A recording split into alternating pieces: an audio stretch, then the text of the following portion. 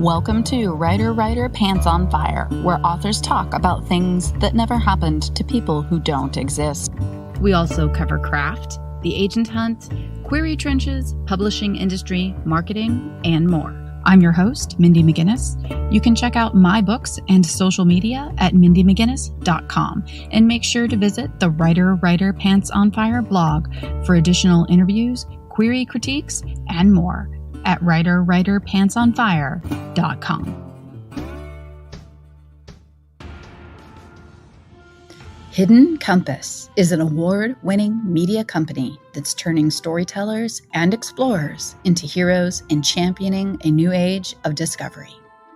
Hidden Compass brings cinematic journalism to stories from around the globe that inspire courage and curiosity. Hidden Compass currently has a digital magazine, podcast, and a speaker series. In November, they're launching The Alliance, a modern exploration society, one that is global and inclusive. Think National Geographic reimagined for 2021 and beyond. In an era of junk food media, Hidden Compass is a place for people who care about what they put in their minds, bringing you stories that nourish and challenge. Visit www.hiddencompass.net to learn more. We're here with Sarah J. Schmitt, author of Where There's a Whisk, which is a YA novel about a reality TV show regarding cooking. I think one of the things that people are looking for right now, especially in the wake, well, hopefully the wake of the pandemic, something that I've talked with other guests about is wanting to find something a little lighter to read, something maybe less dark, less heavy. I know that I've seen in talking with agents and editors that they are kind of leaning towards that direction in a lot of cases, not all, of course, but trying to find something a little less brooding, which of course has not gone well for me because all of my books tend to be dark and fairly gritty. But I'm curious about how you got the idea for this book and what led you to it. Well, first of all, thanks for having me. I'm excited to be here and talking with you. Just to preface my answer, I was having a conversation with a librarian friend of mine just this morning about how many dark books are on for Indiana, the Elliott Rosewater Book Award. There's nothing really light and escapey from the dark world we're currently living in. I'm really happy that my book can fill a gap in that area. But actually, funny enough, this book, the idea of it came from a really sad situation. I was doing a school visit a couple of years ago, and when I got there was just a real weird vibe in the school. The librarian pulled me aside and she said, I just want you to know that today our state papers came out and listed this county as the worst county in the entire state of Indiana to live in. And so I'm like, okay, well, I can't do anything about that, but we're going to create stories and we're going to come up with characters and we're going to have a lot of fun. And, maybe it'll be a distraction. So what I do when I do a school visit is in the morning, we create a character. And in the afternoon, we create a plot. So we started creating these characters. Even the protagonist, even the main character is really dark and sad. I'm like, okay, this is going to be super fun. Get to the afternoon and we start brainstorming the plot. And people are throwing ideas like the main character finds her mom dead from an overdose with a needle still in her arm. And like all this really traumatic stuff. And I'm like, well, there goes the light distraction concept I was going for. And afterwards, the librarian told me that like some of these students were sharing actual experiences that they'd had, and they were putting this into the plot. And I thought, their lives combined with this public admonishment about where they lived, how do you overcome that? Like, how do you overcome the life you're born into if it isn't the greatest or it's not what you want? And so I went out into the car afterwards and kind of sat there for a few minutes just reflecting on that experience because it was really profound for me. I ended up on the way home coming up with Peyton, just thinking about this character, but I wanted her experience to be really hopeful and really positive. And I thought, reality television at the time, there weren't a whole lot of books out that were dealing with the behind the scenes of reality TV. Mm-hmm. And I thought that would be a fun area to explore for research purposes. I got fixated on the cooking aspect. And so I started putting that all together. So there was that background for her journey to realize that, number one, what she thought was successful isn't necessarily success. And number two, these challenges are not just food challenges. Like, they're really challenging her to look at herself and bring out her best self, regardless of where she came from. She had every right to follow her dream, and nobody had any right to tell her she couldn't. A couple of things that I want to follow up on. First of all, school visits. I get so many questions, Facebook author groups, things like that. How do you do this? Like, what do you do and how do you do it? I know I specifically am most often speaking to high school students because my books, again, content's pretty dark. So I usually am speaking with high schoolers, which a lot of times can be one of the hardest groups to deal with. And I know I have friends that are just terrified to do school visits. They are afraid that they're going to be reliving their high school experiences. I, of course, worked in high school for 14 years. You were also a librarian for a long time. So you're kind of familiar with that arena and walking in and handling that age group, not let them bully you off the stage or get heckled. But also, I wanted to touch on what you're saying about environment and essence when you walk in. I have been in high schools where they clearly did not give a shit who I was or why I was there. Usually more upper income, and their moms and dads make a lot more money than I do. So it's just not that interesting. And they're polite, but they just don't care. I actually vastly prefer doing lower income schools because those kids are so excited that someone is there, someone cares, someone is talking to them. That's where I come from as well. I'm from a very, very poor rural community, and I never met an author until I was one because nobody was going to come and talk to us. Like, it just wasn't in the cards. I'll go anywhere, but I do enjoy going to smaller communities and going to more rural, financially challenged communities. But also, like you were saying, sometimes what is going on in the actual environment can really be a challenge. You're like me. Even though my books are very dark, I try to keep it light and fun and interesting, and I'm making jokes, and it's more stand-up than anything else. And I walked into a school one day, and the librarian that had set things up, she's like, "I'm really sorry. Some of the kids have to leave halfway through your presentation because there's a funeral for a student today. Thanks for telling me. And now I'm going to have to kind of reconfigure how I operate." But if you could just talk a little bit about school visits, how you handle them, what you do, talking about that feeling that you get as soon as you walk in the door. You can get a feeling for the culture of a school the second you show up. So if you could talk about that, that would be really helpful for my listeners that are maybe a little scared to try a school visit. First of all, I love school visits. And I think my biggest challenge with this pandemic has been not being able to go into schools, because in some ways, that's where my creative energy gets refilled, because I realize that even if I don't think I'm making an impact on people in those moments, I do. And I know what you mean about walking into that school and you're just like, these students don't really care if I'm here or not. Like, I absolutely know that. My books go into that middle grade range. So I actually do more middle school than I do high school. First of all, they're still smart alecky enough that they'll try to mess with you. I've never had anyone like kind of try to bully me, but you do have those class clowns thinking that they're going to stump you. And my goal is always to find a place for that kid's idea in the story. That's probably the moment where I'm like, aha, I've done well here, is when that student then, because you put that smart aleck comment in to the story and it works, then they start to get more excited and buy in and are contributing more. I get that some authors are afraid of school visits. Most of us who wrote probably were traumatized in our school age years in some way or another. There's always going to be that group of students that looks at you like a rock star because they want to be where you are.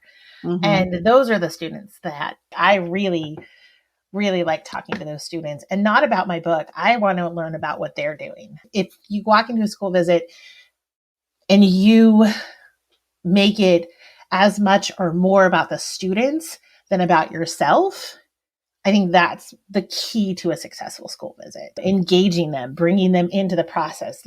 And a lot of them, when I come in, especially in the middle school years, they're having to write stories for their 8th grade English class or something like that. And it can be overwhelming. I kind of break down the development of a plot or the development of character to very simple terms. It's obviously more than just those key moments in the story. You have to fill in the gaps, but it breaks it down so that those gaps are a little bit more manageable in their minds. And that's my goal ultimately. Yeah, it's very true what you're saying about that kid that thinks they're going to throw you. A school visit to me, it's a day of you doing stand-up and improv. Yeah. The first time I did a school visit, I came home and I crashed for the next day and a half. And my husband was like, what? All you did was go and talk to students. And then he saw a pattern. Every time I did a school visit, I was wiped out. And I finally explained to him, I'm like, no, it was like being on stage for 8 hours. Even during lunch, you're still performing. The nice thing about that is you can put yourself in a different headspace when you're performing versus when you're writing or being yourself at home. And there is a persona I think you have to develop a little bit. And I've seen you with teens and at conferences and stuff that we've been at the same place. And you do that too. You're ready for that challenge. Oh yeah, absolutely. I tell everyone, author Mindy is not real Mindy. It's a different person, especially with the students. It's fun. I agree. It is exhausting because it is pedal to the metal. You're going and it's full send the whole time. One of the keys, I think, with the kids, like you were saying, that one kid that thinks they're going to throw you or they're going to trip you up or whatever. I was in a school for 14 years and I've been substituting for ever since I left. You are not going to throw me. We can go. I always have an exchange with these kids and it's always lighthearted. I'm never being mean. I'm always pulling that kid out a little bit more. It's fun and it's always lighthearted and engaging. And usually that repartee, it's I'm going to get everybody on my side awake and listening because of an exchange with one kid. Yeah, absolutely. And there's a special recipe for that. I am so grateful for the time that I spent in high schools because it's made me able to do these performances. And I am so glad, like you say, that it is a persona. It is a different human being than who you are at home or when you're writing. That's so true. It couldn't be more true. I actually had the guy that I was dating at the time. We'd been together for years and he came with me to an event one time and it was just a panel. It wasn't a school visit. And it actually rattled him because I was so different. And so when he suddenly had this experience of, oh my God, I don't know who my girlfriend is, it was very upsetting for him. I've told my kids, I'm like, I'll do a volunteer visit at your school because they're both in high school now. And they're like, please don't. And part of me is really glad because I don't think they would ever look at me the same. I do reference them in some of my school visits, especially when I talk about my journey to publication. And I think that they would not appreciate that at all. I've been asked to speak to classes and stuff in my own district where I used to work and now where I substitute. And I've told them before, it's I really can't. I can't show up and be Minnie McGinnis author because I play fast and loose. I don't have to worry about that because it's I don't work for this district. I'm not up there swearing or anything, but I'm being pretty fast and loose with the kids. And it's when I'm substituting, they have to be listening to me and they have to know that I can get angry and that you will get in trouble and things like that. And it's Minnie McGinnis, the author, does not get in trouble. She lets things fly. And so it's I can't do that with the kids that I might be in charge of the next day. Oh, yeah. No, because when you're doing a school visit, you're not there to police the students. That's not your job. If anybody's job it is, it's whoever brought you in. And I always tell, because I never know where a story or plots are going to go. So I always tell the librarians, it's normally librarians or English teachers who brought me in, if you feel like this is going in a direction you're uncomfortable with, it is your job to step in. I'm not going to stop their creative process. Like if I'm uncomfortable, which it takes a lot to make me uncomfortable in those situations, then I may like try to turn it a little bit, but I'm not going to step in and be like, nope, we're not going there. You're the one who gets to be the meanie. I am the one to inspire creativity. So yeah, me too.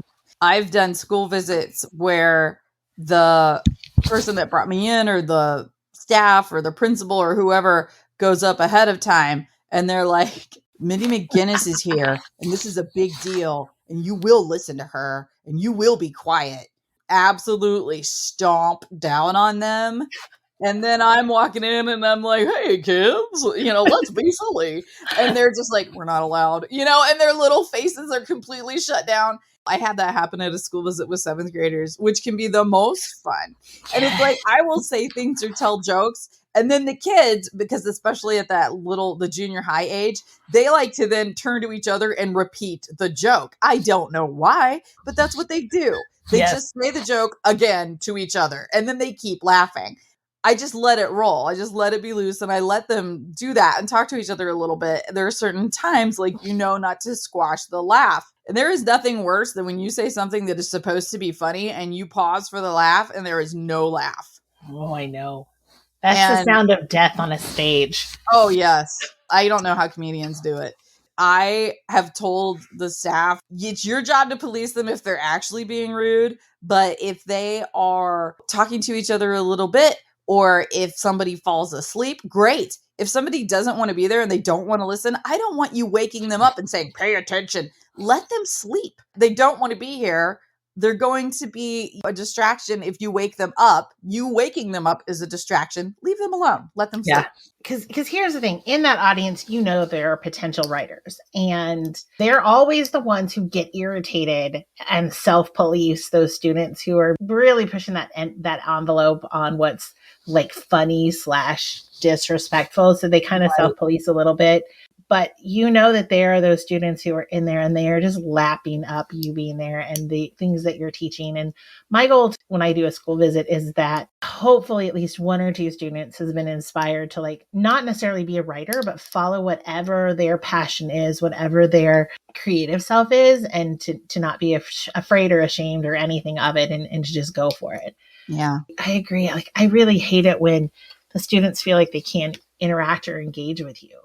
I have some things that I'll do in schools where they just want me to come in and talk about my writing journey, and I'll do that. And that's my least favorite visit to do. Yeah. Because number one, I'm talking about myself. While I love talking about myself, there's just something really awkward for me about standing in front of a bunch of students who really probably do not care about my 4th grade obsession with Choose Your Own Adventures.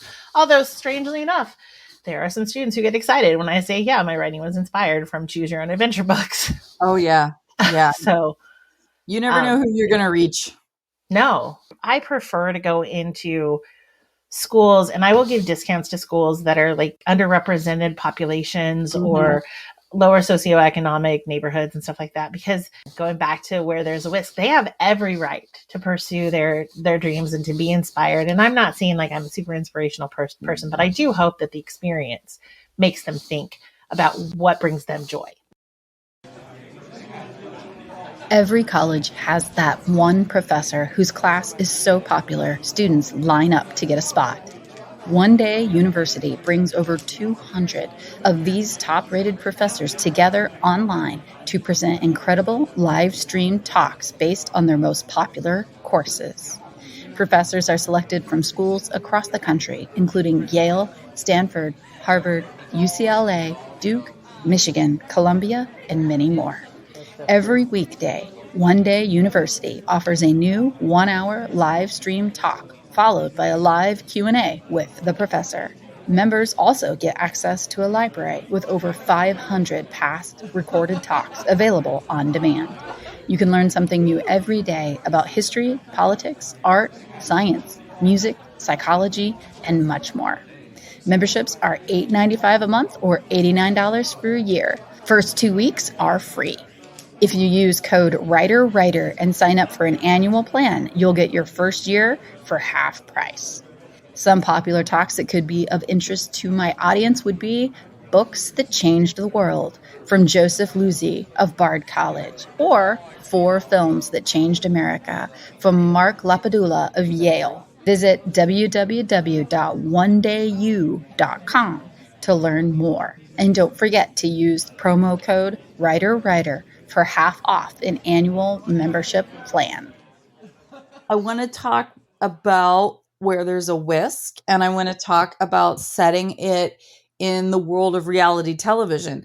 I don't really watch reality TV shows that often. I remember when Survivor was basically the first reality TV show back when I was in college, and just being turned off by everything about it. And even though I wasn't really actively engaging in being a writer yet, a lot of me just kind of screamed, no, I don't like this. There's something about this that feels definitely untrue and scripted, but at the same time pretending not to be. I didn't like it. It left a bad taste in my mouth. But a friend of mine was on a reality TV show. I don't even know which one. He was cut early. I know that he's a drummer, so maybe it was something with music. I don't know. He's a really nice guy, and the way they shot his talking head sequences, the way they positioned him in the group, and the manipulations that they did, he came off as just like this horrible person. And it was the way that they maneuvered the light and the way the music that they played with him and the editing that they did with the things that he said, and then just positioning what he would say against what someone else said that made it sound like these two people have a problem with each other when really neither one of them was even talking about the other individual. People think I'm a dickhead because of the way that they manipulated my words and my affect. And it really affected him mentally and emotionally. Yeah, you can't see this, but the whole time we were talking, I'm just nodding. But I did a lot of research and a lot of bloopers and a lot of articles with people who'd been on reality shows to kind of get that back story and what really is happening. That was pivotal to the storyline because there were things happening that were being manipulated behind the scenes for Peyton. And she got to the point where she couldn't tell what was real and what was not real, what was true and what was not true.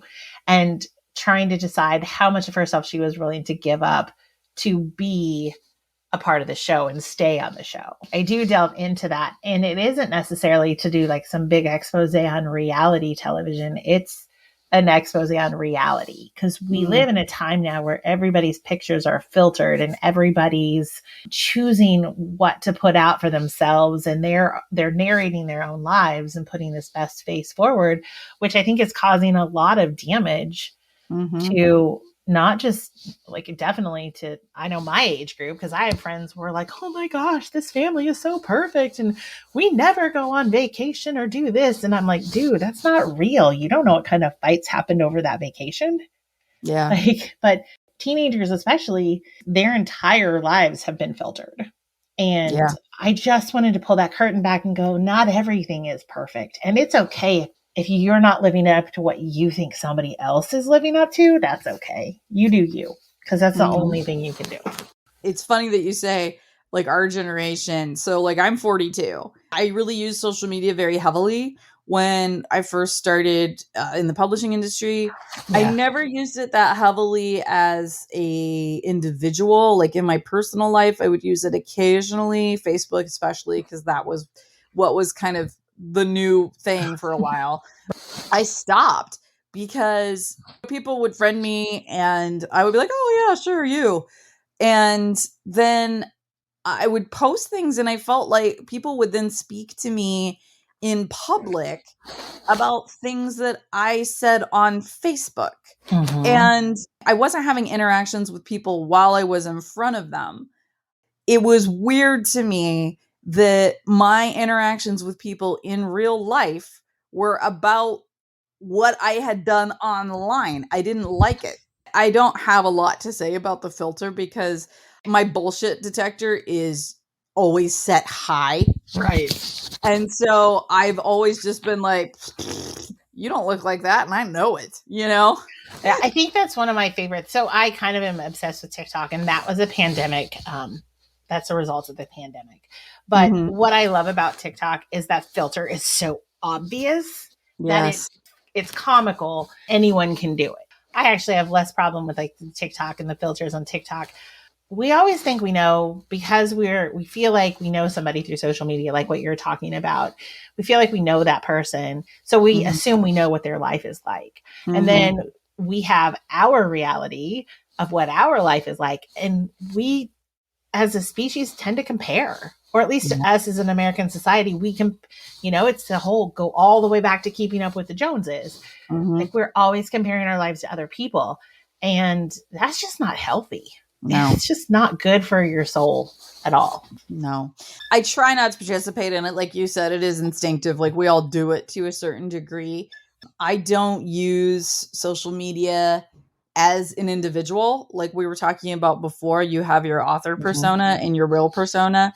Anything you see on social media is author persona Mindy. Real Mindy is not out there anymore because she thinks it's all a freaking dog and pony show and I won't interact with it. Something else that happened for me right before the pandemic, so the fall of 2019, I went through a breakup and I had been with this person for 12 years. We broke up like very suddenly. It was truly traumatic. I had been with this person for 12 years. We lived together and then suddenly they were gone and all their stuff was gone in the space of honestly a day. Yeah. And it was just really hard. And my dog died. I feel like we were at an event around the time all that this was happening because this is a very familiar story. I was still doing my duties. Like I was still going out. Like I got on a plane and I flew out west to like a booksellers convention like the day that he was packing his stuff and leaving. And I got home at 2 a.m. and I walk in the house and like his stuff's gone. It's like you flew to Missouri and you came back home and everything had changed and your life was different. Just like psychologically like broke me for a little while. Then my dog died. And then the pandemic came down on us. I was just done. I was not using social media at all, like not even as an author, because like you were saying before, author Mindy has energy and is out there whipping up people and being creative. And it was like, I couldn't do that. Like I couldn't access that at that time. It wasn't there for me. So I didn't have anything to say other than everything sucks, right? And that was not something I was going to be putting out there. No one needed to hear that at the beginning of the pandemic. Right. I just didn't use it. I didn't use social media at all. I fell off the map. And I didn't even do an announcement like, things in my personal life, I won't be on Twitter anymore. Like, I wasn't even going to do you were just like, peace out, I'm done. Yeah. Nobody needs to know. Interestingly enough, my sales weren't affected. Of course, like my likes and my retweets and my new follows and all that stuff fell off because I wasn't there anymore. Yeah. But it didn't have any effect on my career. And I was like, well, the whole reason I've even been doing this is for my career. So what the hell am I doing? Where There Was a Whisk just came out 2 weeks ago. I did use a little bit of social media to promote it. Probably not near as much as my publisher wanted me to promote it. But it goes back like that pandemic side, like you were talking about, like author Mindy. Pandemic Sarah thought author Sarah was a pain in the ass and needed to shut up. But I was in the middle of edits. Author Sarah and Pandemic Sarah fought daily to the point that I was like, you know what? I even asked my husband, I'm like, hey, can we just send my advance back and can we just cancel this book? Because I can't do it. Like, I just don't have the brain waves to do this anymore. It was a struggle. I hate that all conversations come back to COVID. I know. But it's such a big part of our lives. And like we even had the conversation because Where There's a Whisk is set in New York City. And I use the city as a ninth character. Mm-hmm. And we had a conversation about how this was going to be coming out after COVID. And we're trying to pitch it as a contemporary, but I feel like now it's almost historical fiction. Right. But like we had a conversation about, do we build any of this in? Do we build it in as like in a post-COVID? We basically came down to, no, we're going to pretend like COVID never happened because there are going to be all those books that come out post-COVID about viral infections, and that's coming down the line, and my experiences in COVID. And we all lived that. Like, I remember, I've been watching Grey's Anatomy the last season, 17, and I had like almost PTSD when they were going through the beginning of the pandemic, because I remember like where I was sitting on the day that this happened. And like, it's just too fresh. And so we decided, no, we're going to pretend it never happened, and we're going to create a New York City that is pre-COVID. I haven't written it into any of my books either. Well, your books don't need any more darkness. No, they don't. They certainly don't. My book that came out, my 2021 release, it's The Initial Insult, which is based on Edgar Allan Poe short stories, one of them being The Mask of the Red Death, which of course is about a pandemic. Yeah. And the way I used it in the book was that there's a big like drunken kegger party going on, and a stomach flu breaks out, because I just love the idea of all these really drunk teenagers then also all having a really viral stomach bug. There's a lot of puking in that book. I wrote that book in like 2018. There's a Tiger King-like situation with an exotic animal owner. And then there's this viral, and they're talking about it like in the book, like there's messages coming out from the school. And it's like, if you have a fever, you need to stay home. We are monitoring the situation in the next school over where this has broken out. And people were like, oh my gosh, you must have written this right at the beginning of the pandemic. And I'm like, nope. Oh my God. You're a prophet. Holy cow. Between that and Tiger King. And well, it was so funny because my editor told me, he was like, I don't know how we're going to ever pitch this book. This is going to be so difficult. And then 2020 happened, and it's like, it's the Tiger King meets Edgar Allan Poe in Appalachia with COVID, except it's a stomach flu. And my editor was like, oh shit. Netflix did me a favor with the Tiger King toss out. I'm like, oh, this is good. I mean, there was a collective loss of brain function because that's okay. We'll all recover. We got a lot of gifts though. There were so many. Yeah, I'm over here like, oh, reality TV sucks. No, well, that's a documentary. That's different. I just want to be like, that's more highbrow, but it's the Tiger King.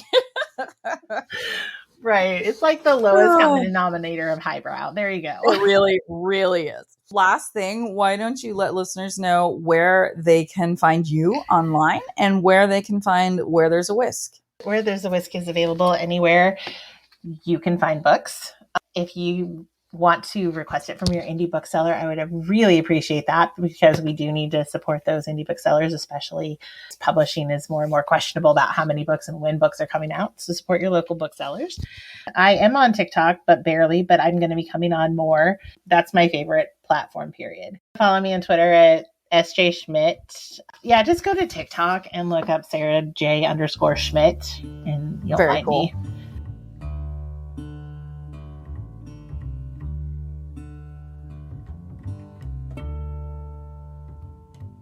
Writer, Pants on Fire is produced by Mindy McGinnis. Music by Jack Corbel. Don't forget to check out the blog for additional interviews, writing advice, and publication tips at writerpantsonfire.com. If the blog or podcast have been helpful to you, or if you just enjoy listening, please consider donating. Visit writerpantsonfire.com and click Support the Blog and Podcast in the sidebar.